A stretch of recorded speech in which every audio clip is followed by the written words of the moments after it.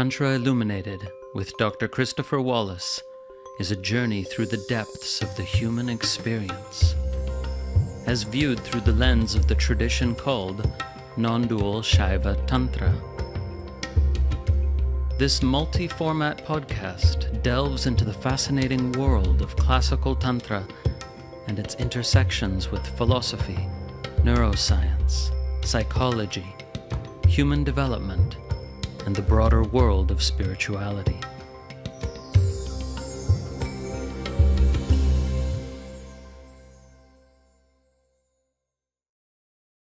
Today's episode is a conversation, and I'm speaking for a second time with Artur Appazov.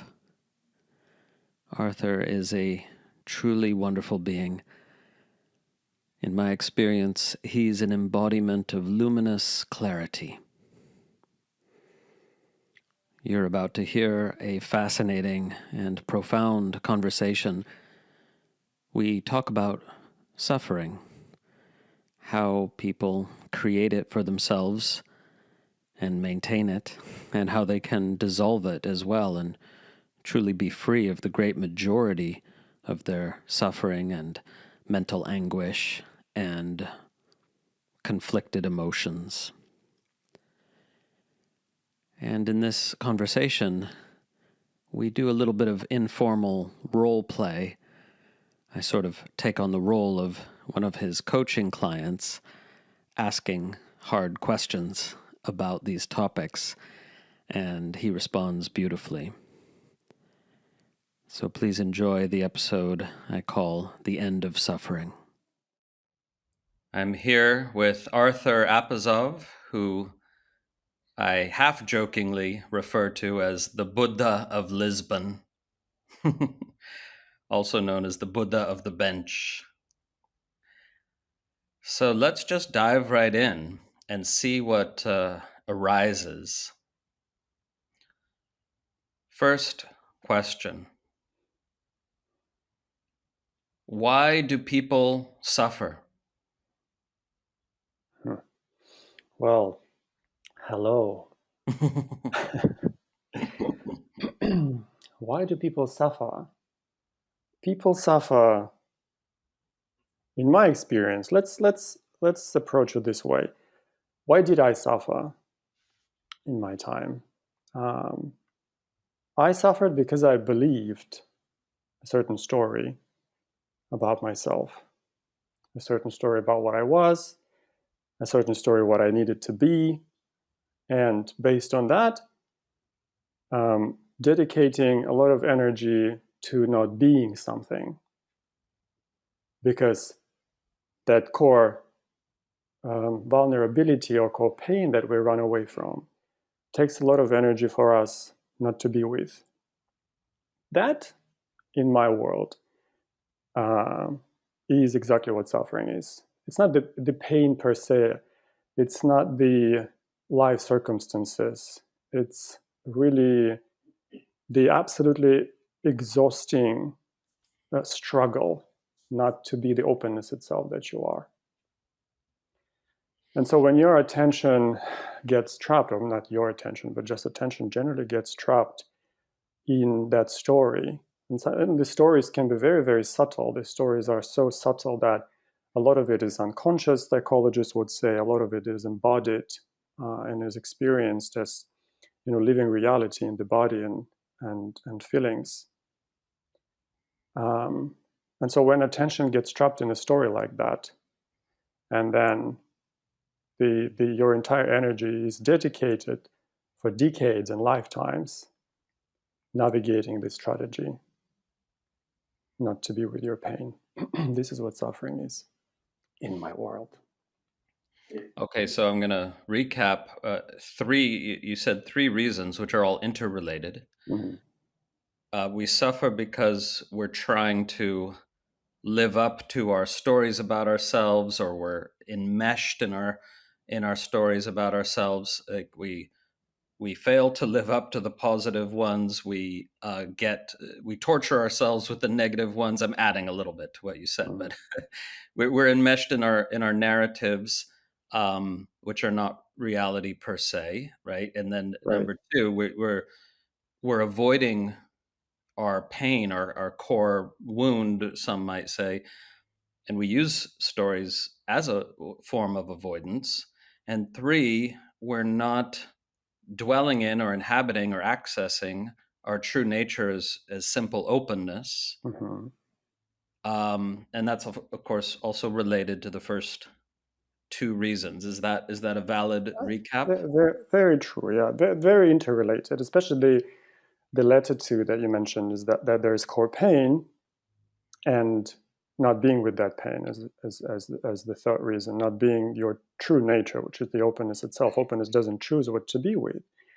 And in either case, you see that you are openness regardless, whether you realize it or not. You are that openness. It's just that not being able to relax into the entirety of yourself, exactly into the entirety of your world, because there is that pain story that tells you it's not okay to be this way. And it's felt like reality, it's experienced as reality, it's deeply felt in the body. And so, not being able to be with that and relax into that as that, finding safety there, complete safety, that is suffering. So pushing away any part of our experience is the primary reason that we don't inhabit the natural openness that we already actually are. Right, right. So some religious traditions like Shaivism say it's possible for suffering to come to an end. Hmm. What's your experience? Would you say suffering is done now for you? Or if not, how does it still manifest? Suffering as it was experienced previously, as in being entrapped in a story and believing, not being able to relax into the entirety of this world, of Arthur's world, isn't here anymore. It doesn't mean that emotions are not here. It doesn't mean that preferences are not here. All of this is here just as it was before. It is, of course, informed by the clarity that has established itself, but none of it is really personal, because for any of it to be personal, there needs to be a belief that there is this separate thing happening here. But there is nothing of that going on. And so the spontaneous arising of a thought or a feeling or anything else, or even, the old pockets of samskaric material, we can put it that way, that sometimes can come up. All of that is just welcomed with curiosity without having to believe a certain story about it. That there is this somebody receiving it on this end, and something else or someone else is either inflicting it on me or I'm inflicting it on another. There is no perception of any attribution of anything, whatever, of anything that's happening to anyone, really. It's just a happening. And as a happening, there is a relaxation into that happening, because, again, there's nobody to relax into any of that. It's just attunement and okayness of being with whatever is happening, with whatever is arising. And interestingly, when there is this openness and whatever comes up, it comes up for a very quick life. It doesn't linger for a long time. Whatever emotion that there may be, it's just there. It blooms and then it withers right away. So in that sense, there is no suffering, but everything else is there. It's just not minded or not protested against. Great. So when you experience emotions that most people would call negative, Hmm. like anger or frustration or something else, uh, is it the case that you don't perceive them as negative as you might have done before? Right. That's exactly so. There is. And sometimes, it's hard even to re-invoke, if there is such a word, these polarities of this is negative, this is good, or that is positive, and something is bad. It's just an arising or an emergence. There is an emotion. An emotion always tells something. And if an emotion like that arises, there is curiosity. What is it? What is it about, really? And then there is an investigation. There might be a little bit of a story going on there. And if there is a story that's going on, then it's very quickly witnessed as just that, as a story, a very impartial story that arises. And so, yes, it's very hard to say whether any emotion is really positive or negative. It's just an emergence or an arising.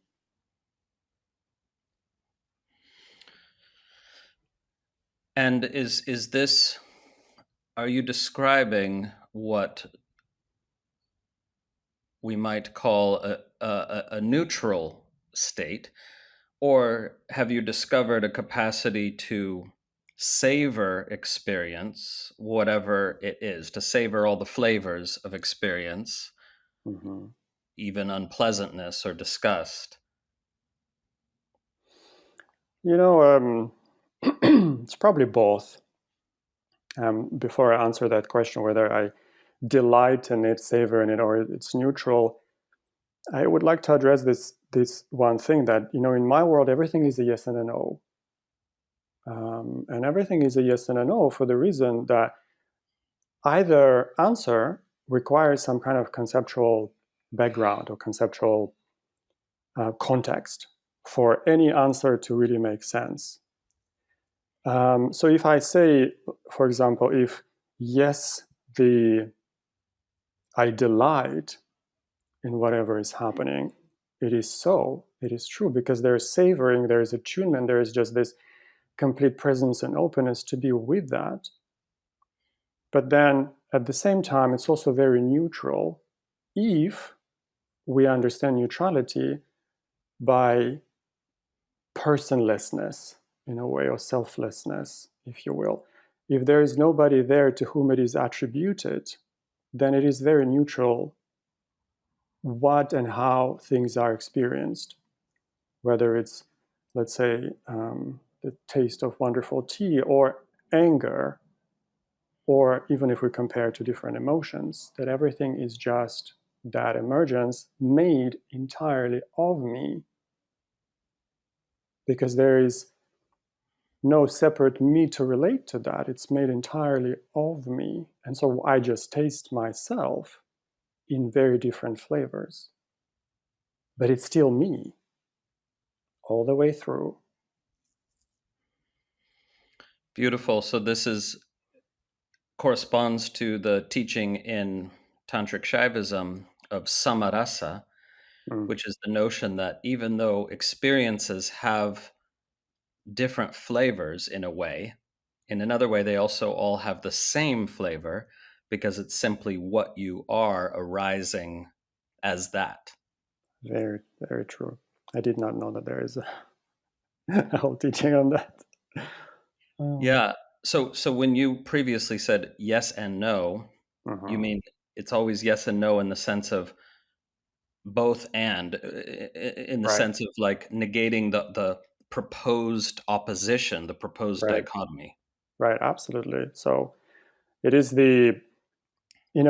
when dichotomy or this opposition or marginalization or even the paradoxes don't make sense anymore, because um, on either end, whether this is decided to be good or bad, or whether is everything nothing or it's still everything, even this, trying to capture reality as anything at all just drops away, because neither of these conceptual descriptors remain relevant. It's just irrelevant to what I am. I can describe myself in so many different ways, but none of it is going to capture it fully. And so it becomes irrelevant. That's why when I say it's hard for me to even sometimes describe something or talk about it, or people ask me questions, and I was like, okay, well, let's invoke a contextual, like conceptual context here, so that my answer is even meaningful, because it's this, but it's also that, and it's also many other different flavors. Yeah. So this is why Kshemaraja says, when entertaining this question, yeah, is it everything? Is it nothing? Or any pair of Mm, opposite? He says both and neither, vibrating both in and absolute neither, simultaneity. absolutely. Was it Kshemaraja? Yes, in the Recognition Mm, Sutras, chapter 8, end of chapter 8, I think. Yeah. mm, yes, I agree. Beautiful. So going back to something you said before, Mm, um, it seems that language, probably all human languages, give us this false concept of possession. That there's mm, such a thing yeah, as a person or entity that possesses, that has experience, or hmm, has emotions. And if I understand you correctly, that's a wrong understanding. There's no such thing as possession, because there's no the the separation that would necessitate right. that would be necessitated in order for there to be possession doesn't exist. It does not, and it's actually very easy to establish this. Um, um, Relatively easy, let's put it that way. Um, and there are specific non-dual exercises that people can do in order to establish whether there is anyone separate. What creates the illusion of separation, that there is me, some kind of central me, or me concentrated in a region in space, is just a very intricate illusion put together by different senses. But if you take different senses one by one, and then you take separately feelings, you take thinking, and examine very carefully whether you will be able to experience something like a seer of the seeing. And there will be a sense that, well, of course, there is somebody who sees, but that it's just going to be a sense. You would want to find a very clear dividing line. Here's where the seer stops. This is where the seeing begins. Hmm. So once you realize that you can't find that, you can move on to different senses, the hearing and then the body sense as well. And then you will see that what really makes this so tricky is that people usually refer to their body when they say there is a seer, and they point to their faces. But if you just take the seeing separately, there will be absolutely nothing there that will suggest that there is something separate. And then if you take the body separately, if you close your eyes and you just tune in with the body sensations, what you will find, it's just a shoreless ocean. There is nowhere that the body begins and nowhere that the body ends. It's only when you open your eyes, you relatively calculate in a way that there is this thing located in space and so on. So across the board, you will find no boundary to yourself. Literally, no structure that will hold this region that you call you as a separate thing, separate from what you call other. And the same goes with thinking. The same goes with feeling. When you feel love, you feel yourself. When you feel there is no love, you just trick yourself that there is no love, because you impose a condition that to feel loved, to allow myself to feel love, such and such happenings need to take place. But you are that and only that, and who else? In a way, to say that it's all you, of course it's you, but also to say that it's you is kind of meaningless, because there's nobody to compare it to. So it's you and also no you. Again, both and Hmm. neither. Yeah. Yeah. Yeah. So this is interesting because um, for most practitioners, they can see, for example, that if there seems to be a thinker of the thoughts, they can look more closely and see that thinker of the thoughts is just another thought. Mm-hmm. So an object, not a subject. And most practitioners, if they close their eyes and they're hearing, they can perceive or it's obvious that there is no hearer separate from the hearing, Mm-hmm. except again in imagination as a thought. And if the Mm-hmm. thought goes, then it's just obvious. It's not, there's just hearing, pure hearing. It's just consciousness vibrating in that way. But for most practitioners, I've found they still get hung up on the visual field, because when they open their eyes, the illusion is generated that there's a me here and there's a visual field there. Mm-hmm. I'm faced by the visual field. And so it seems to create the illusion of a separate self more effectively, in a way, than any of the other senses, at least for modern practitioners. Right. So how do you talk about this, or how would you guide an inquiry that Mm-hmm. dispels this illusion of me here and visual there, therefore there is a me? Right. Yeah, this is a very common one. And I usually ask them, so when you look at a screen right now, when I look at the screen and I see a video of you, I can see a perspective there. Does that mean, though, that there's really depth in that experience? Or that perspective is just something that appears on absolutely flat screen? Or does that screen, or the nature of that screen, in any way changes? Because what appears within it, and we can say as it, is that intricate, that includes depth and perspective. And if that doesn't click, well, then I invite them to consider a dream.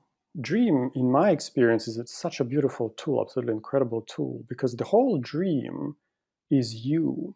And even for a very scientific mind, it's something quite irrebuttable, because the whole dream, if people insist that this all is created by the brain, fine, but then the whole dream is created by the brain, and therefore the whole dream is you, because the brain creates you in the dream and the rest of the dream. So the entirety of the dream is you.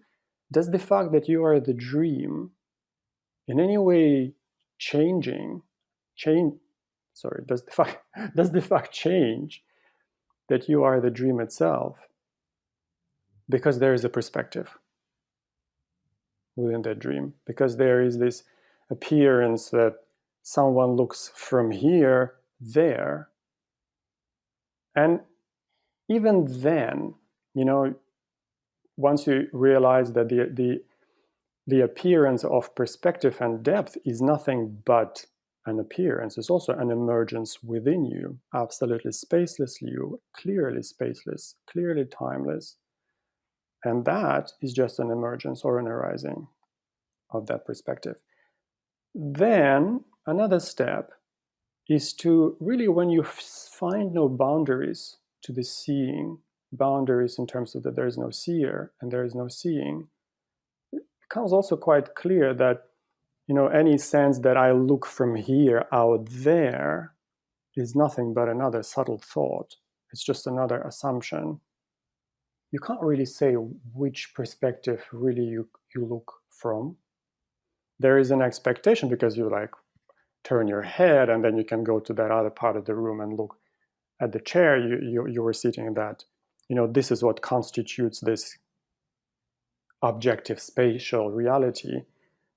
But all of that is just an arising, is just an emergence within you as nothingness.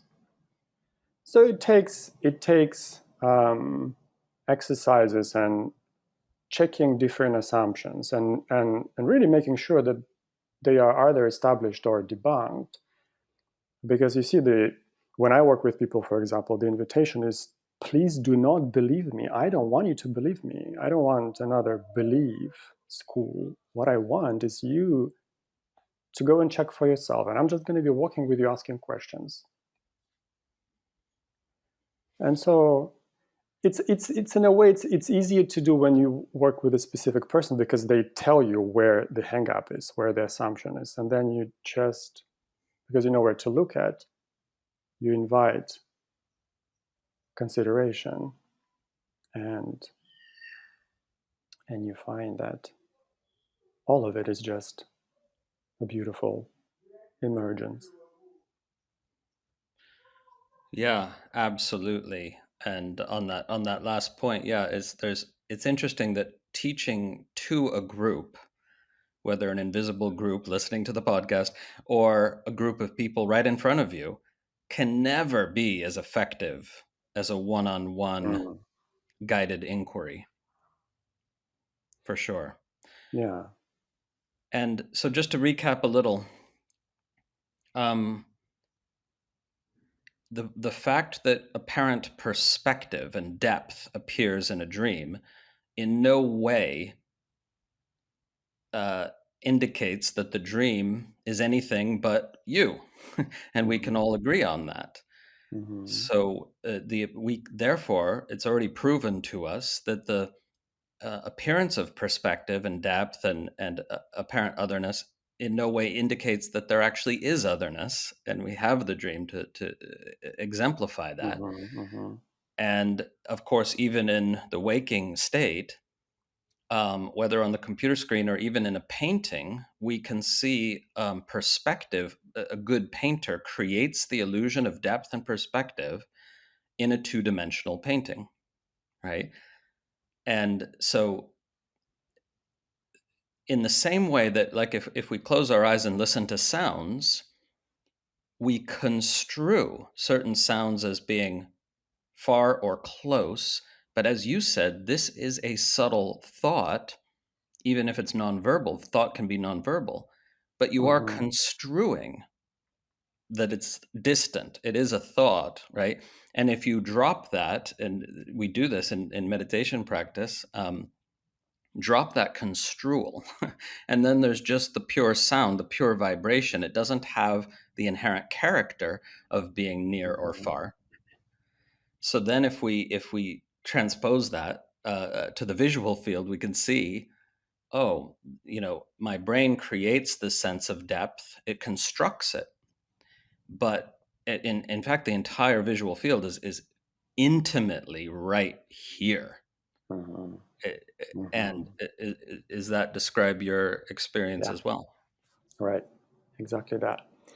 It's in a way, here or there is also, I know that you're using it in a more of a kind of pointing way, but here loses meaning as well, because it's hard to say what's here, what's there, um, Well, there unless is there is only here.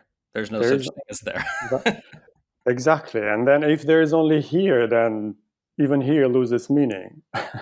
Yeah.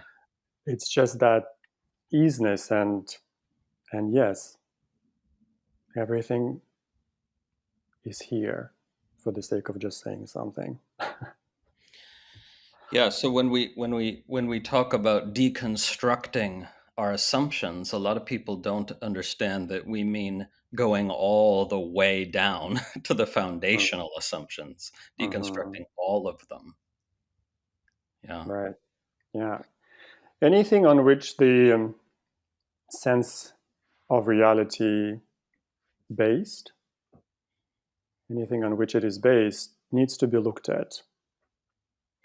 And interestingly, this it's not a necessity, because there are people who had profound experiences, and they just don't need to. They don't want. They don't have the appetite to go and look for all of these assumptions and check them. There's no need, unless you're really curious. Go and have a look and check them. And once you start doing that, there's no end to that, because you know everything, absolutely everything that can be spoken, conceptualized in any way, is a construct. And the truth of what reality is, or we can say what you are, is so absolutely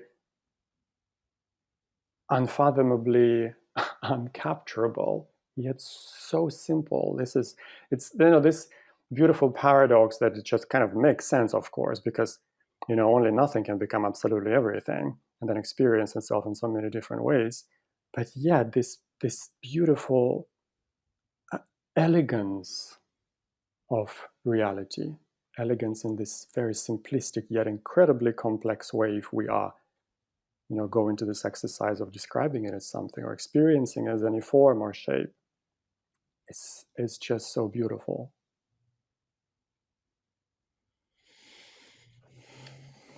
Okay, next question. So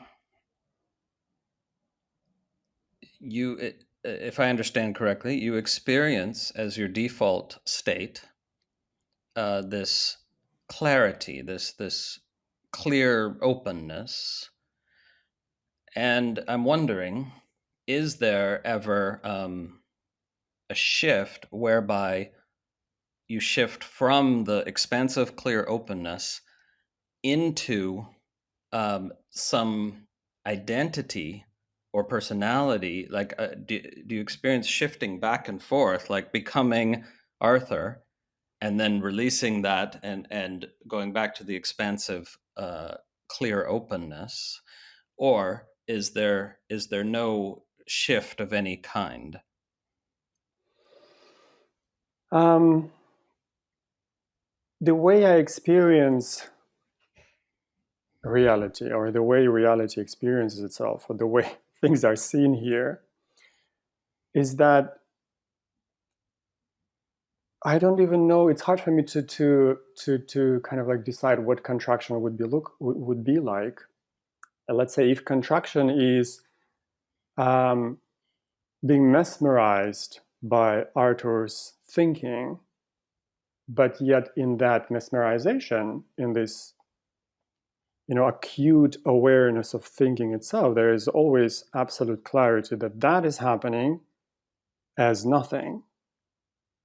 So let's say the span of arising or the span of emergence is absolutely irrelevant to what I am. I can be a grain of sand or the multiverse, and that would be exactly the same in my experience, because none of that is in any way descriptive of what I experience myself as, or the world as, or the reality as. So in a way, if you see, if contraction is just to go and play and be Arthur without just being incapacitated, then we can talk about it as contraction, but in no way that that clarity that all of this is nothing but nothingness itself does it. It's like being in the dream and knowing that if I dream the multiverse, or if I dream a tin can, the dream itself still remains a dream, and there is no edges, there is no origin, there is no end to that. Does that answer your question? Yeah. So does that mean then that there's no more experience of, for you, or from your perspective, of getting lost in thought? There's no more experience of getting lost in thought in that way most people experience, whereby they are forgetting that they are anything but thought. It's like the identity narrows down to thought. Uh, I that see is it what you true mean. that doesn't happen anymore? No, not So as thinking and then residing as thinking and believing the thinking, that thinking represents nothing else but just thinking. In that sense, there is no contraction then. so the clear open field of awareness can manifest as thinking as much as it Mhm. likes, Right. but there's no identity to get narrowed down to being merely thought. Right. Yeah. Well, that's beautiful. That seems like the ideal condition. Yeah.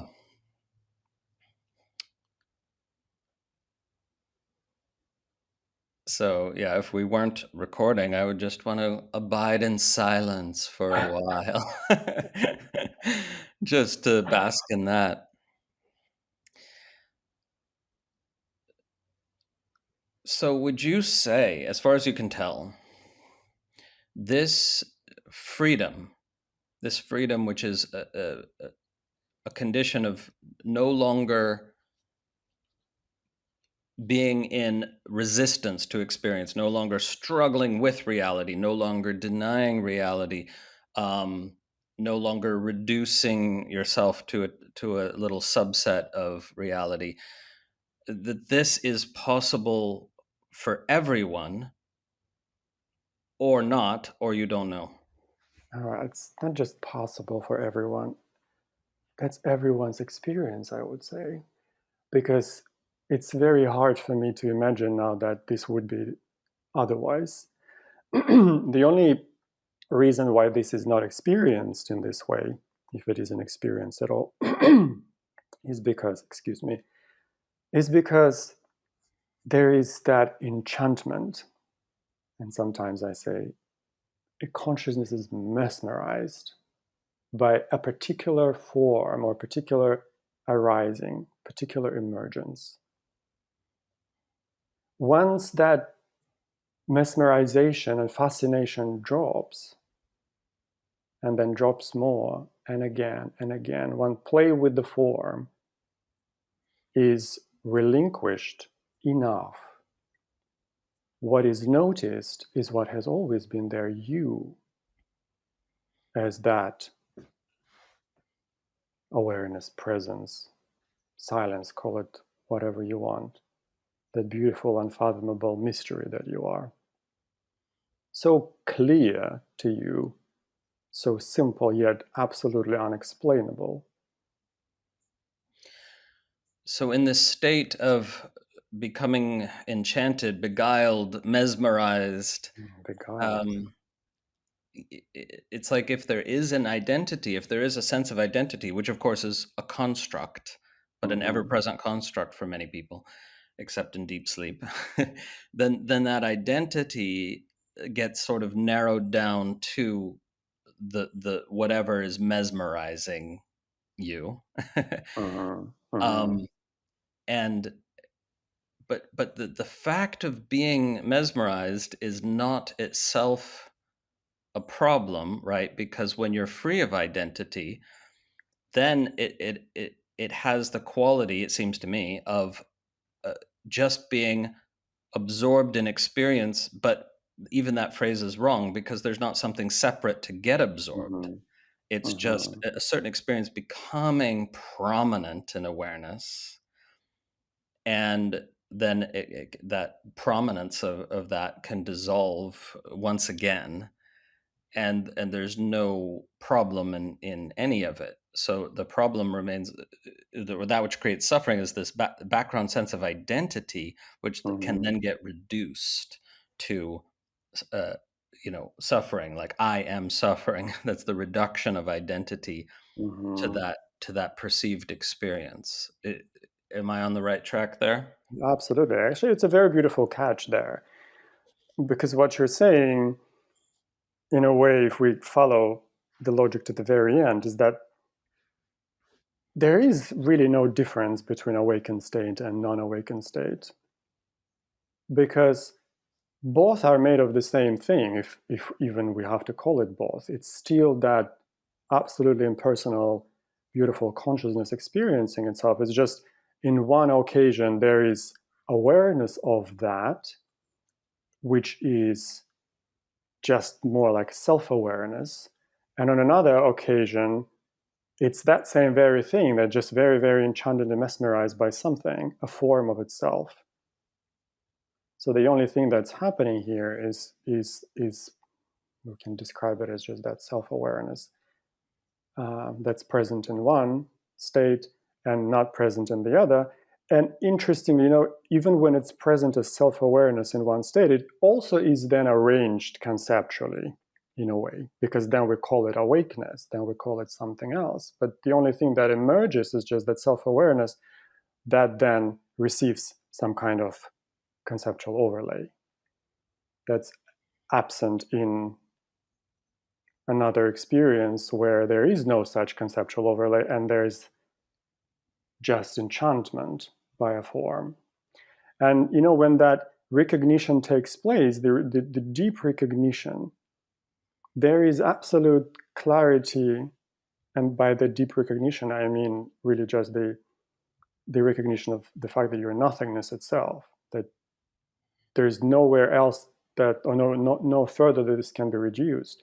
When that is clear, then whatever memory you have, which is just another thought happening within now, you can see clearly that you have always been there. In whatever painful experience in the past, if you revoke it, there is clarity that you, as that nothingness, have been there and aware.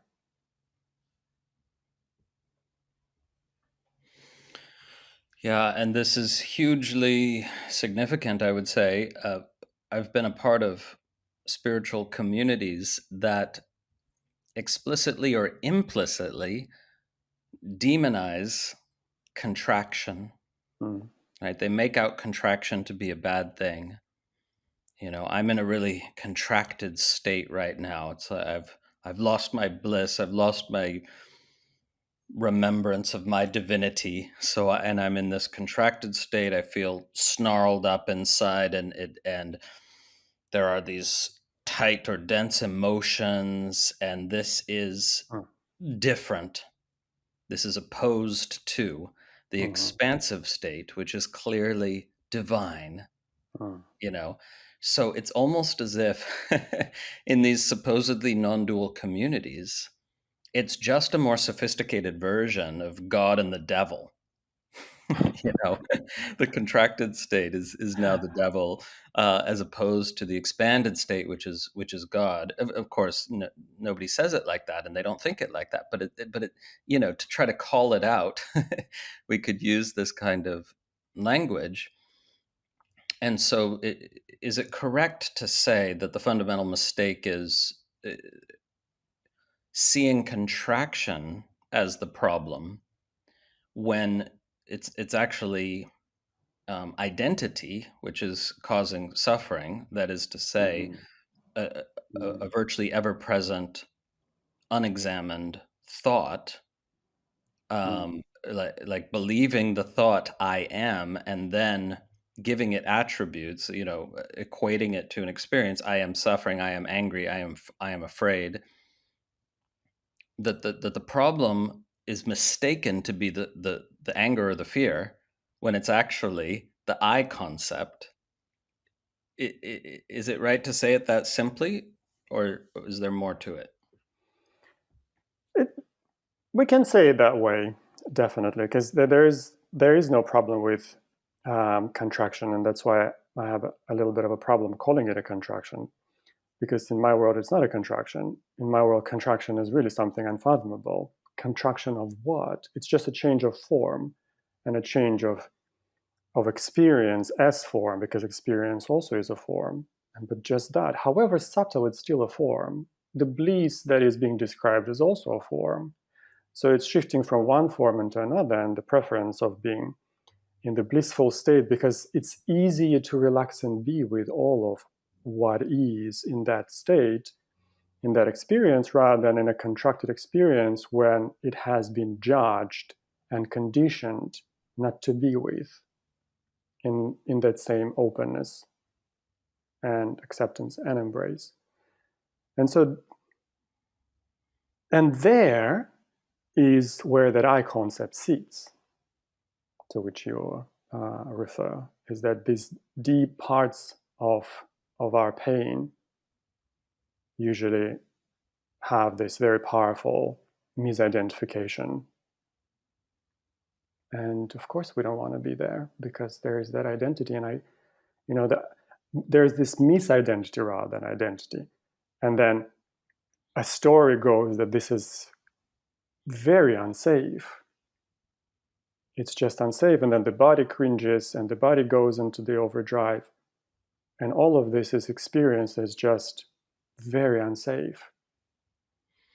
You can't relax into all of what is going on. And that is then labeled as contraction. But it's experienced as unsafe because there's a belief that it's Right, unsafe. It's absolutely. just a Exactly. belief. Absolutely, yes. Just because it's a belief. And belief so let's say so foundational, so preverbal, so raw that it is hard to unravel it or deal with it with the tools that we are most comfortable with thinking. We go to psychologists, we talk about it for decades.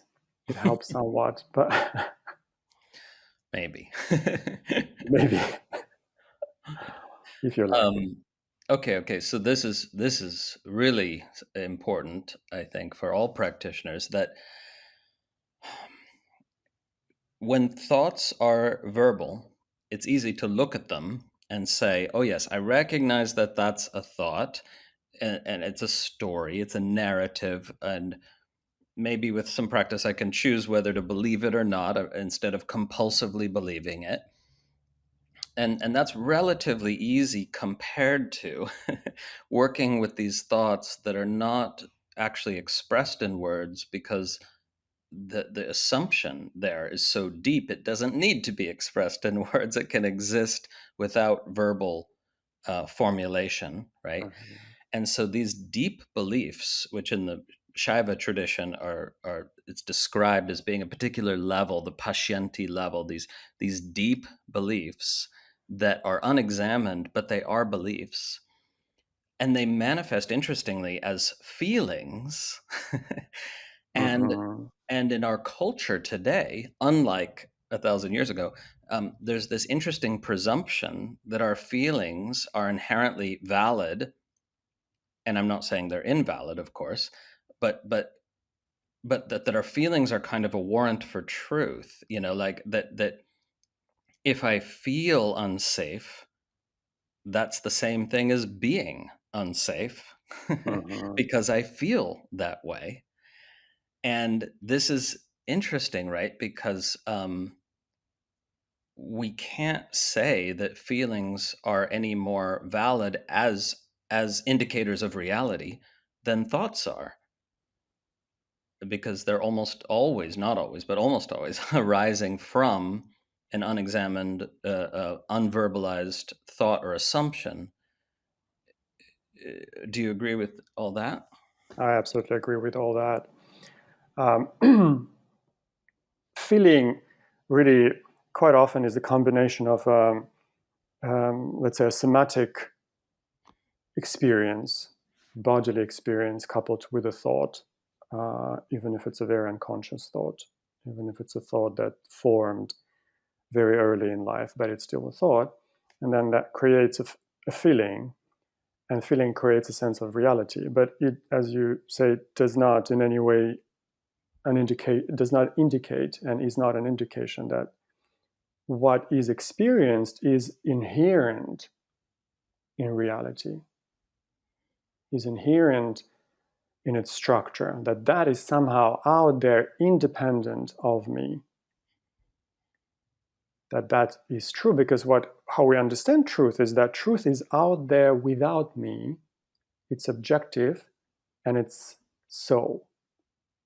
So is the world, or so is the event, because I feel it so. But the only thing that's happening is that the entirety of experiencing of that moment is a beautiful form, or let's say narration and form, in feeling, in the body sensation, and in thought, but none of it represents truth as in an independent happening separate from you that you can then establish and have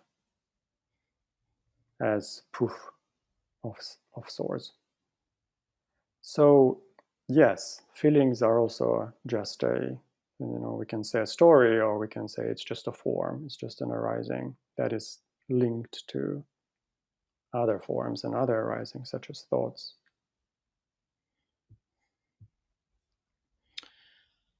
Okay, so let's imagine a listener who is in this state that perhaps we've all been in at some point in life or another. The state in which they feel miserable or defeated or depressed. Uh, Nothing seems to work. They've tried mindfulness practice. Um, they've tried this or that, but they seem to be completely embedded in or wedded to this me. Like this Mm-hmm. this me just won't go away, and the Mm-hmm. me is obviously Mm-hmm. inadequate in some way. It's Mm-hmm. there's some problem with it. It's not worthy, or it's not good enough, or it's inadequate, and that feeling just cannot be shaken off, and they cannot be convinced out of it, right? Mm-hmm. And there's sophisticated smoke screens that they can put up and rationalizations and psychology and so on, but it kind of, for many people, just fundamentally boils down to this: there's a me. I feel there's a me, and the Mm-hmm. me is fundamentally inadequate or flawed, and I can't escape that, and so I'm miserable, except in the moments where something happens in my world to make me Mm-hmm. temporarily happy. Mm-hmm. Where do you start with such a person, such a theoretical person? I would, and I do, ask people who experience themselves in this way to actually prove it to me that the misery that they're talking about is true. Because, in the act of them verbalizing or getting in touch with their sense of this deep truth, when they start speaking it out, they realize that a lot of it has very little evidence, and that a lot of it is really just a habit. And it feels so true and it feels so real. But the moment you start talking about it, that I'm miserable because, and there's a whole area of why the misery is here and justified, there is clarity, even if it's a little bit, that it's not exactly convincing somehow. So there is a sense in the body of that misery, there is a feeling, but then the proof to that misery is usually an event of sorts or something else, some evidence to that. And that is quite flimsy, usually. It stands on flimsy ground. So once that happens, I ask people to consider the evidence to the opposite. And there is plenty of evidence to the opposite, why they are not miserable. But it's not convincing, nevertheless, because it's not just an intellectual exercise. You know, inviting people to notice that there is actually no problem, that the experience of being very miserable is based on that thought that is so outdated and so old that it just has no place anymore. But dropping it means dropping the dynamics of your life, dropping the entire habit, dropping everything. And when you're conditioned to be in the world in that way, of having to deal with this, of finding hope, of finding solution, of healing, and then somebody tells you, or even you yourself notice that it's not even a problem, there is no problem, what am I going to do with the rest of me and my world when that is not even a problem? There's this momentum that then needs to take time to stop, and that need to unravel, because the whole life is structured in that way of being that. But also there is quite often there are some goodies there as well, in believing that I'm miserable, and a hope, interestingly, is quite a component there very often. Is if I must be miserable, because if I am, there is a hope that I will one day not be miserable. So there's investment in that there must be a problem in order for me to save myself eventually. And realizing that you are not miserable, you are okay in what you're experiencing. There are, of course, some sensations. There are things to embrace. It does not mean that you will now feel wonderfully. It just means that it's absolutely safe to embrace yourself and shake it off, in that sense of believing in all of that so readily, and starting looking at that, and that when real magic happens, really, because that listening to oneself is that beautiful loving presence, awareness that just listens to the pain without having to undo it, without having to correct it, but just offering a hug. If you remember maybe yourself, or a friend who goes through tough times, very often they don't need any advice, they don't need any undoing, they just need somebody to lean on, Yeah. somebody to receive a hug from.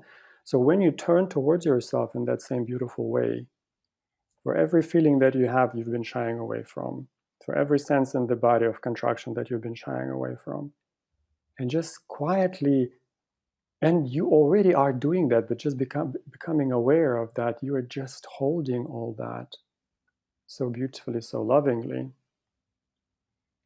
And then a few weeks later, or months later, or years later, you finally or suddenly find yourself in a very different state. In a way, you just suddenly remember that, oh, I haven't felt this way for a while. What happened? You see, that kind of change always comes unannounced. It's not like, boom, now I'm healed. It's just, I can't remember being unwell anymore. And this is the power of just the beautiful embrace of being with yourself. Yeah. So you remind me of a great Sufi teaching story. There's these stories of Sheikh Nasruddin that come from Turkey. And this is very short. In one of the stories, Sheikh Nasruddin is in the doctor's office and he's moaning and groaning and he keeps saying, I only hope I'm really sick. I only hope I'm Mm. really sick. And somebody sitting nearby says, Why? Why do you say that? And Nasruddin says, Well, I would hate to think anyone could feel like this while being well. So it's like you said, if I believe that I'm miserable, and it's tied to this hope of another state, which I place in an imagined future, Mm. and I'm trying to get to that future, but I can't, and so I pile more suffering on top of my suffering. I identify as suffering, and then make it even worse.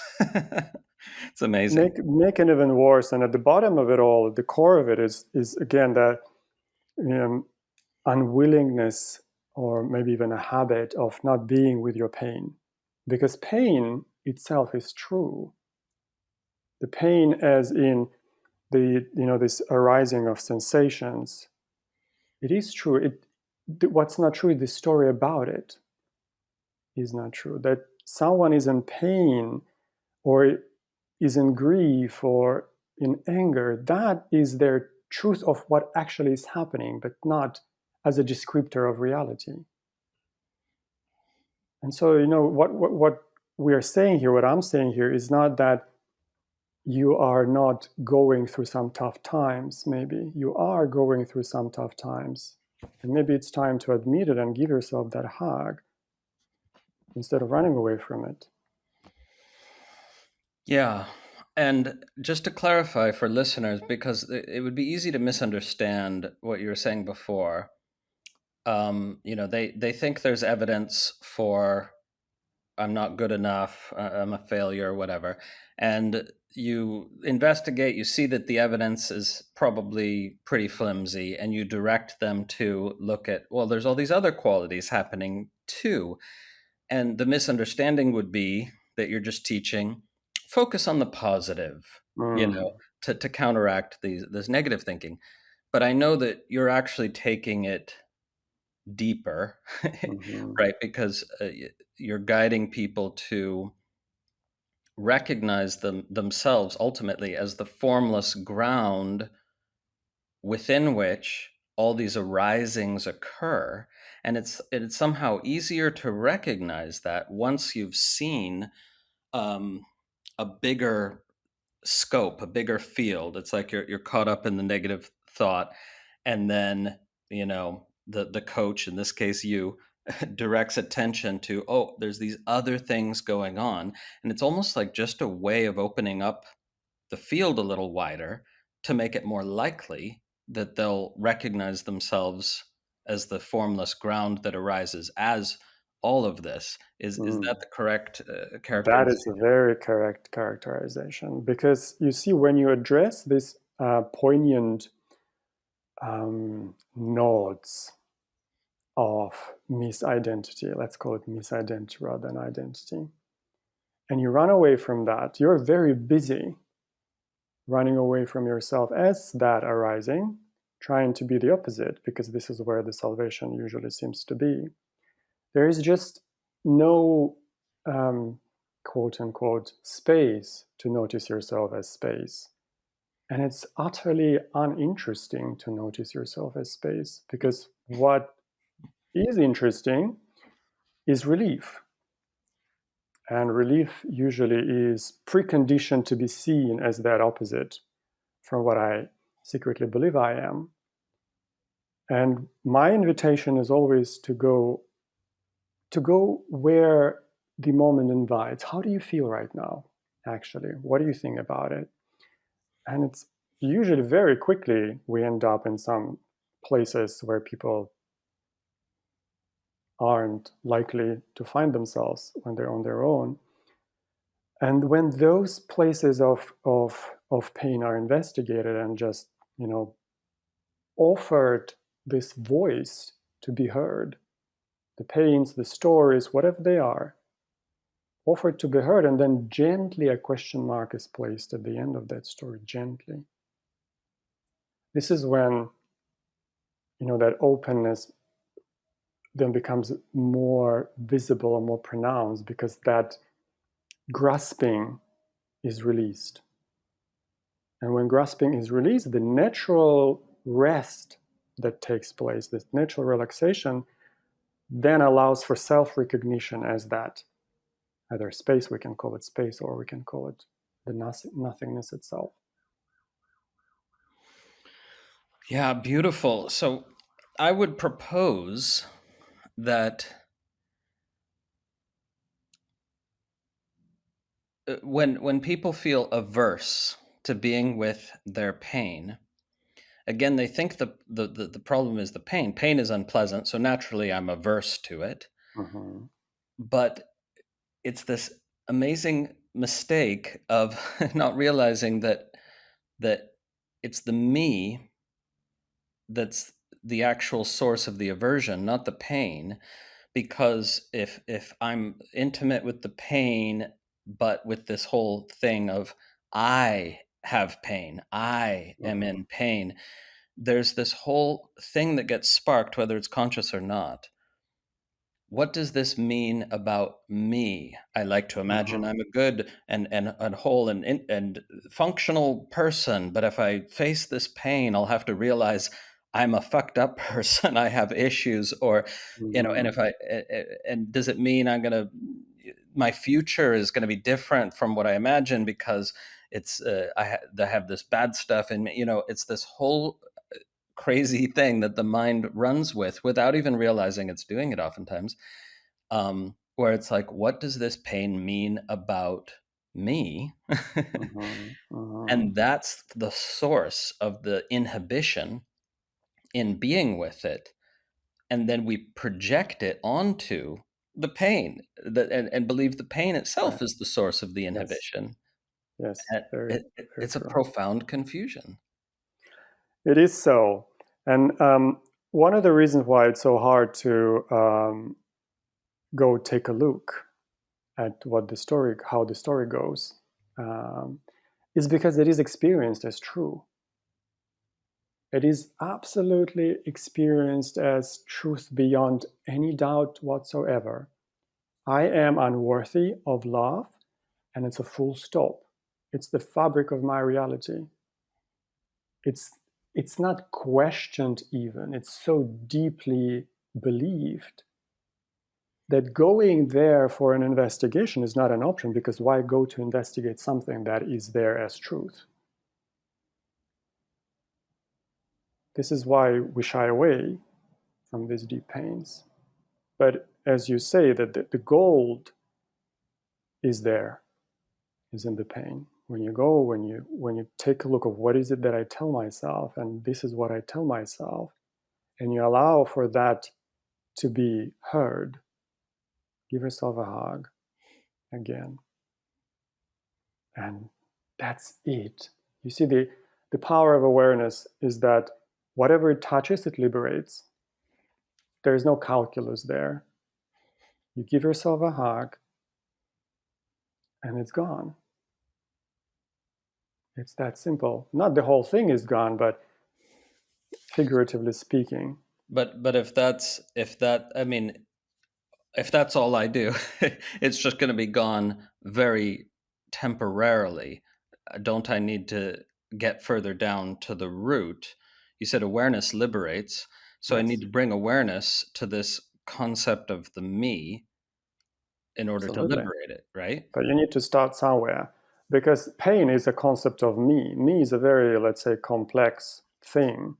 Even when, for some people, those who recognize reality as that they are awareness themselves, itself, the pockets of identity can still be there, and that identity or misidentity linked to all sorts of ideas, all sorts of pains. It's one of the biggest sources, if we can even phrase it that way, of that misidentification. And so identifying in any way what I believe I am liberates you from that me, because you see that you are not that. Then what then am I if I am not that? And it reveals itself in time. Like, do you mean if you see that I am not good enough is a thought, Mhm. then you realize, well, I am not a thought. What I am is not a thought, Right. and it's liberated, at least that piece of it a little bit. Right. Exactly that. You see, let's say, I am miserable. Let's put it that way. Or I'm lonely. Let's take that one, a powerful one. I am lonely, and I do not want to experience myself as lonely, but I truly, truly, deeply believe that I am. And so, what I will do, or what I am used to, is not to experience or not to be aware of that. So, I will be doing everything possible to experience myself that I am in connection with others, that I am in community, and so on. And so, because that is so deeply believed, I don't turn my attention towards that pain, and therefore that identity and my deep sense that I am this thing sits there. The moment you turn your attention towards that, you realize that it stands on no ground. It's just a thought, it's an idea that you need to first have a look at, then bust. You can't bust something you don't want to look at. And if that happens to be identity, then it always is identity. But taking the position of the lonely person right now, Mm-hmm. if I say no, but I am lonely is not just a thought, because I have an ache in my chest, and that's my loneliness. I'm aching for a partner. I'm aching for real friends or community, and that's real. Mm. Then what do you say? Well, I say, is that so? Can you point to me where exactly in your body loneliness sits, and then describe it to me? Well, that they usually would describe some sensations, and I would ask, so where is loneliness there? What if you describe that same sensation with, let's say, excitement? Is that possible? Or just any other feeling? And Yeah. then Yeah, it that's when it brilliant. becomes Yeah, obvious. because there's an in this hypothetical example, there's an ache in my chest that I identify as loneliness. So that's a Yeah, thought. And I did that because when I asked myself, why is there this ache in my chest? I right, came up with the answer because I want a partner. And that seemed plausible. So I believed that. So then I call this ache in my chest loneliness. right. And loneliness is just one of the examples, but usually it, there is something that sits under loneliness. I'm lonely, and let's say the core of it quite often is some sort of unlovability. I'm unlovable, therefore I am lonely. Nobody loves me, and that is very powerful to work with. These very basic beliefs, very basic pains. So let's do one more hypothetical. Uh, I'm a hypothetical suffering person, and I've got examples, where I say, "Oh, I'm certainly unlovable, but that's because I'm not good enough, and I'm a failure, and I have evidence for that. mhm, People get upset with me for my behavior; they don't like it, um, and I'm just being myself, but they just don't like how I behave. So obviously, I'm not a good enough person, and I have failed to meet all the goals, all the major goals I set for myself. Right? I'm not successful. I don't make a lot of money. Da da da da da. So mhm. therefore, I'm a failure, and I just have to accept that. I just have to accept I couldn't become the person I wanted to be, and Mhm. it sucks. But there's nothing to do about it. So what do you say to me? Well, I would say that's a lot of stories, and I wonder what does it have to do with you being unlovable? Okay, so if you define your failures as specific acts in the world, fine. I can, we can look at it later. But I'm wondering what's the connection between you being a failure or you being not able or unwilling or just not happening to do certain things in the world. How is that linking to the fact that you are unlovable? How does that prove that you're unlovable? Okay, so I have an answer as this hypothetical person. Um, well, I would be lovable if I was successful and if I knew how to behave Mm, in ways that everybody liked, then I would be lovable. And mm. I'm not lovable because I fail in relationships and in my career Okay. How do you know you're not lovable? because I look around and I don't see everyone loving me. And how's that? What does that mean? How do you know they actually are not loving you? Are they telling you that? No, but they're telling me that they're upset at something I did. Okay. Well, have you ever experienced love towards a person who upset you? Yes, Okay. So it doesn't seem like a strong proof to me. What else tells you that you're not lovable?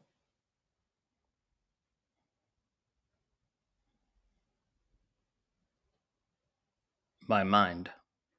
Oh, well, we can work with that too. But you see, it's not even the trick, but what's going on here is sometimes there's not even a link between a deep belief about ourselves as being unlovable and a very intricate story that you so well portrayed.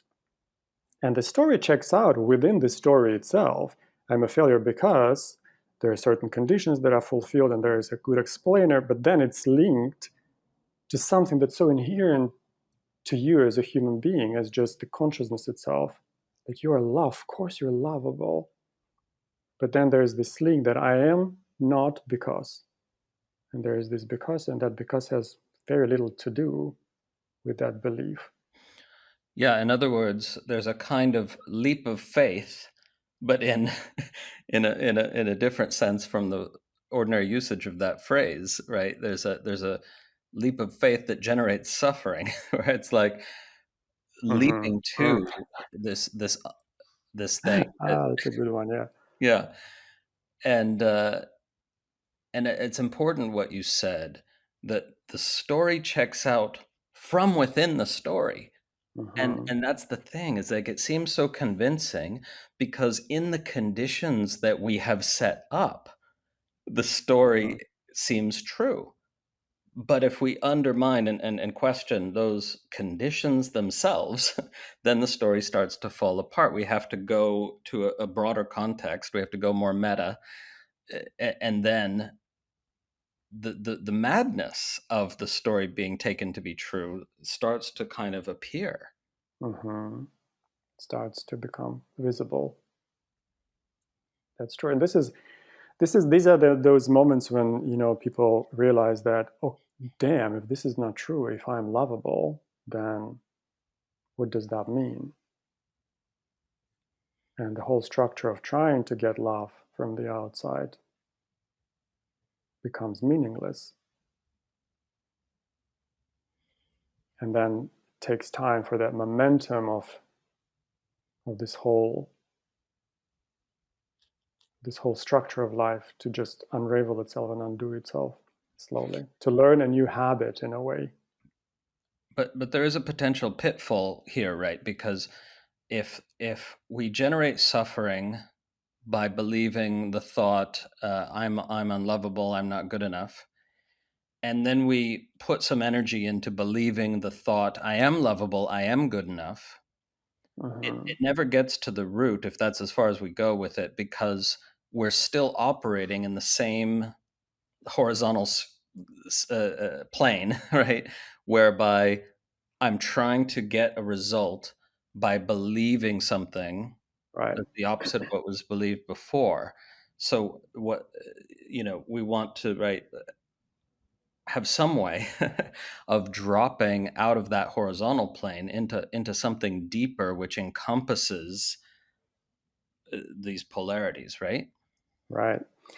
That the horizontal play is only relevant in, let's say, in the initial stages of inquiry, because this is where the identity really sits. People really, many of them are not interested in non-dual. It just sounds like non-dual is the salvation. But what really people are interested in is not to be the pain they believe they are.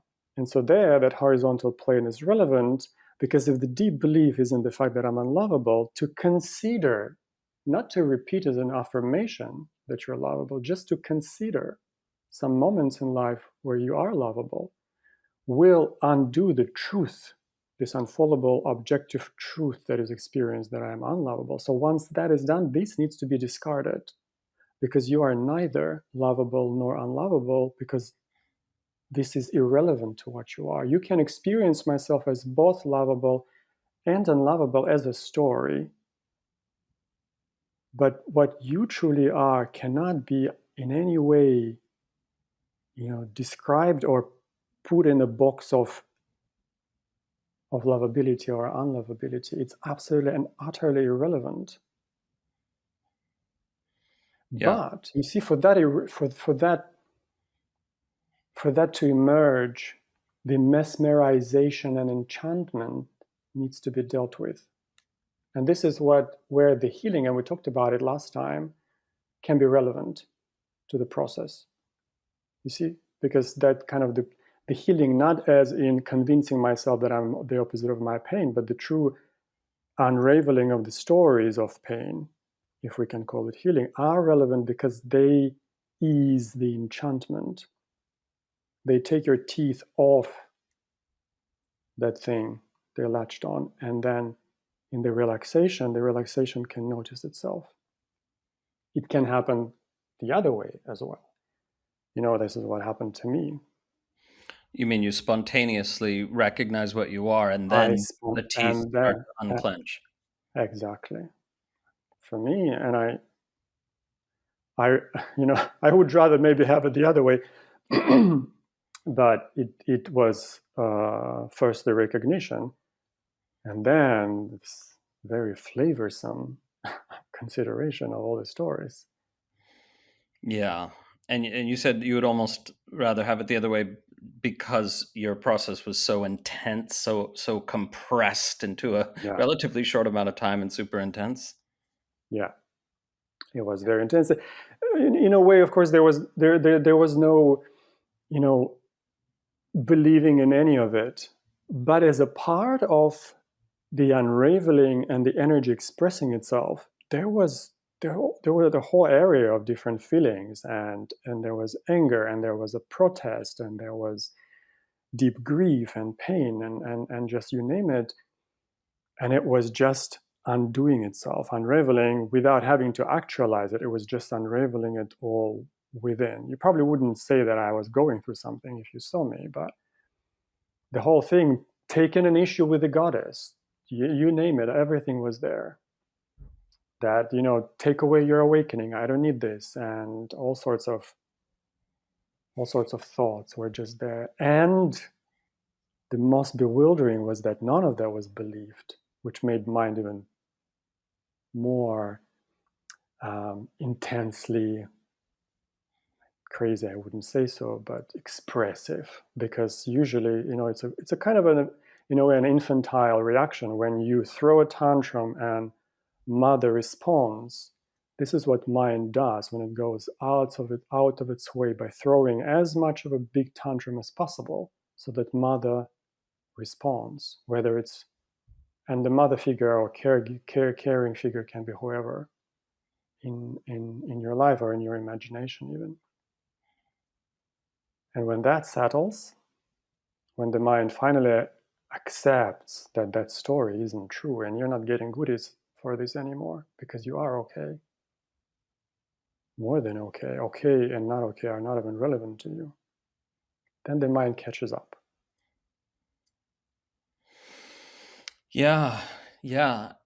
So this was maybe a good place to end, because this is such a deep and important aspect of this journey. This whole thing of safety and lack of safety. It's like Mhm. everybody wants to feel safe and secure in terms of their health, in terms of their relationships, in terms of their living situation, in terms of their country, and the they believe the reasons they don't feel safe and secure are indeed external, and they're trying to influence all these external factors so that they can feel safe and secure. Mhm. And what you and I have discovered, and others too, of course, that have been through enough of this process, is that what we truly long for, right, is the deep, deep safety Mhm. of, we could call it, inhabiting our real nature. And when that's there, you literally feel safe, even if you are physically in danger, or you're physically unsafe, or because Yeah. it's not contingent, it's not dependent on anything. And that sounds crazy to people who haven't yet Mhm. experienced it. It doesn't sound like that could be true, but miraculously it can. And what a mysterious blessing that we have this capacity. What would you comment about that? I would say that safety is one of my favorite words as well. I use it quite a lot, and it is indeed the experience of profound safety as you are, regardless of what the body experiences, because it does not matter. What you are is the reason anything is possible at all. The existence itself, the source of it. So when there is clarity that you are that, does it matter that something ends and something begins? Even if we talk about life itself, because safety usually goes there. I'm going to die. Well, you kind of die every night in a way, blissfully so, and then wake up and you're fine. So when there's clarity that you are the source that just actualizes itself in this particular interesting way, it's You know, the safety isn't even a thing anymore. You cannot be unsafe. There is no such thing as unsafety, and as much as no such thing as safety, because there's nothing to compare it to. And you see, as wholeness that you are, you also see that you cannot restrict yourself to being just this version, but not the other version. There is everything to you. All of it, all arisings, anger, joy, fear, whatever human experience brings, or whatever any experience really brings, when you are completely relaxed as that wholeness, willing to witness yourself as each and every single iteration of that wholeness without any no, well, that safety becomes very embodied and palpable. Yeah, there's this fascinating paradox because before you said there's no such thing as unsafety, it's not even possible. And we could say there's no such thing as safety either because there's nothing to compare it to. And yet, Mhm. this natural state is one of being profoundly relaxed. It's one of Mhm. trusting, just instinctively trusting, I don't know, life, everything. And therefore, it feels like, or at least it's closer to, what people mean by the word safety than its opposite. So it's like the pairs of opposites are negated, but somehow it's not neutral. It's not this completely neutral state because you can Mhm. relax and Yeah, you do and you trust and there's this sense of okayness that perhaps we don't need the word safety, but there's this sense of profound okayness that is not contingent on circumstance, right? right. We can use dream here as well as a very good comparison. I love dream as a tool. Does it matter what happens in the dream for the dream? The dream and the dreamer you are, how unsafe are you or can be as a dream when it's a dream of a horror or it's a dream of a love story or any other dream really? When there is clarity that you are the dream, centerless, beautiful, unexplainable dream, content just doesn't matter as much. And when you die in a dream, what happens? You wake up, right? You wake up. It's beautiful. It is beautiful. Ah, So let's finish with this because you said something earlier. Um, Something like what you are is that which makes everything possible. What you are is indeed the precondition for everything, for any kind of experience. So interestingly, this realization, this experiential realization, is what undoes, in my experience, it's what undoes the this problem of unworthiness, this deep-seated belief I'm not good enough, I'm unworthy. mm, Because if you realize that what you are is that which makes everything, literally everything possible, yes. then that must mean you're the source of infinite value. Well, you are, and also not, because that also becomes irrelevant. But indeed, you are the source of everything, and not just the source of this world. Look at the night sky with all the stars and the beautiful expanse. And if you're a physicist, look at all the multiverse, possible universes, whatever, however grand and expansive that is, you are the source of all of that. So, how unworthy really are you as Exactly. that? Exactly. So Uh, and interesting. Yeah. Because you, But because you are the wholeness, you are the entirety. There's literally nothing other than you. You're not within a container of some kind of wholeness. You are borderless wholeness. So the subject of worth just falls off. absolutely. So, in other words, value itself is a conceptual overlay, Yes, but we could say that if liquid. anything deserves to be assigned value, it's that which makes everything possible. Right. Yeah, and some listeners will not realize that we are not talking about believing a thought. I am the source of everything. Ooh, that's a nice, Mm. grandiose thought. It's actually a realization. And when you put it into words, it sounds grandiose, but it's not It's grandiose. not. It's like incredibly simple and almost basic. It is as basic as it gets.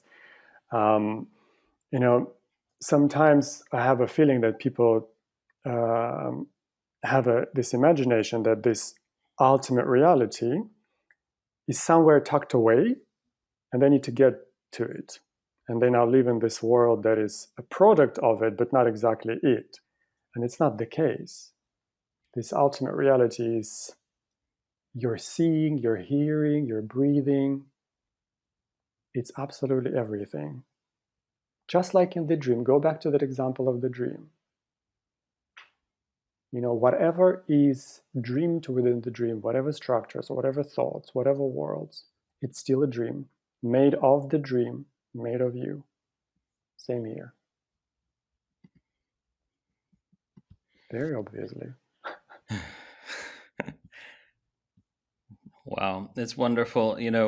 I'm translating this text right now that I think you're gonna love. Of any scripture, I think Arthur's gonna.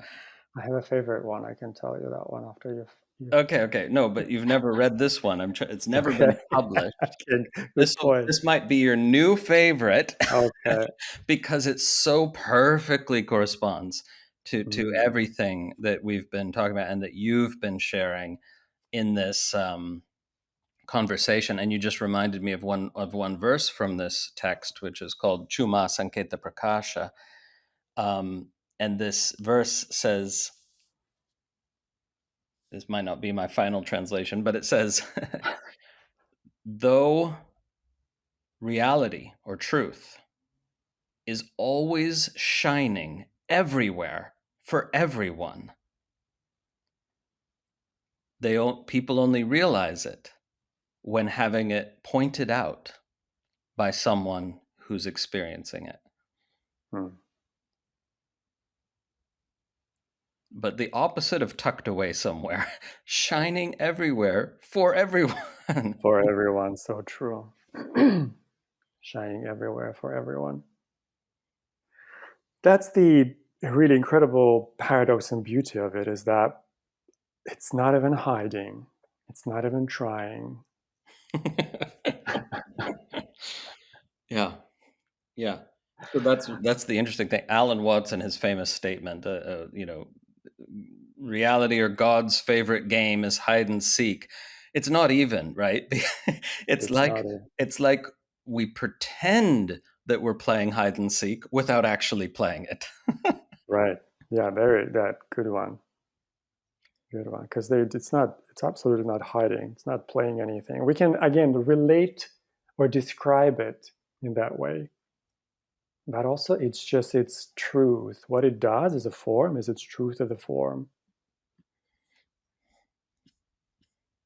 What were you going to say your favorite text was? Well, it's not. It's the one I got the translation from you, and it's the Heart Sutras. Yeah. The, My translation of the Prajna Paramita Hridaya, yes, popularly known as the Heart Sutra. I'm going to publish it at the some Heart point. Sutra. It's a beautiful. It's perhaps very esoteric in a way, but to me, in my world, it just captures it so elegantly, and it's just a page. I think One page. it's one thing, and it literally negates everything. But that's it. Yes, but it also negates your concept of negation. Right, That's the right. thing is if you can never get emptiness unless you understand and hopefully realize that emptiness is empty of your concept of it. Of exactly. Beautiful. Yes. Yeah. And also by um, negating everything, if we must use this word, it kind of reveals the irrelevance of anything at all to the reality. And it's just irrelevance as something that is able to capture it, something that is able to name it, something that is able to hold it. Right. Yeah. There's no such thing as relevance in the deepest sense. Right. There is Only no such only thing. there's only relevance from within the logic of a particular story. Right. Yeah. Yes. And sometimes that's why also that what you're pointing to is what that negation of negation is, that sometimes nothingness is compared to something. There is something and there is nothing, and for nothing to be able to be compared to something, nothing must be kind of something as well. But that reality, when we say nothing, is of a different order in a way. It's not comparable to something. Yeah, that's why in my translation of the Heart Sutra, I tried to bring that out by, instead of saying emptiness or nothingness, to do no thingness with Mm, hyphens. mhm. I don't know if that's in your version, but no thingness, it helps to signal to the reader, oh, this is nothing to do with Yeah, your concept of of nothingness. nothingness. Yeah, yeah. A subtle, nice one. Yeah. The one that I have has just nothingness. Okay. Yeah. So if I put in the hyphens, it could help the reader. But you get it. Yeah, it's nothingness as opposed to somethingness, then it's Yeah, not it. right, Yeah. exactly. I'm sure you love Mike Snyder's famous line, for those who know Mike Snyder. Um, There's absolutely nothing here, and everything is proof of it. Ah, this is good. Yeah, I love Mike Snyder. Is absolutely wonderful. Yeah. Yeah, Well, what an amazing conversation. Thank as you, always. Arthur. And So nice to be here. there's of course you do coaching. You do coaching on the horizontal plane and into the depths, both kinds of Yeah. coaching. And that's amazing. And um, by the time somebody hears this conversation, maybe there's a long waiting list or not. But anyway, you have a coaching practice. We'll put the link in the show notes. And you know, I know you've never taught a retreat, and maybe you never will. But if you do, I think it would be great. Mm, Because even like your method is working one on one with people, but some teachers do exactly that on retreat, just one on one, and everybody else is learning from witnessing that, you know? Could be a great thing to consider. there is a curiosity there, as you say that. Okay. We're So we'll planting some seeds. we'll see what happens. We'll see what happens. Thank you. Thank you. Hope you enjoyed the episode.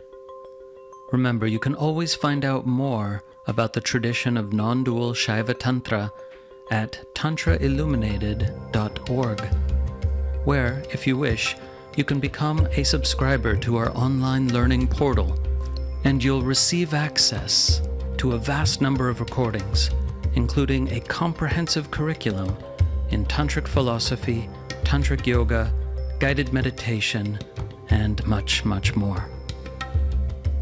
Music for the podcast composed and recorded by Ann Leader.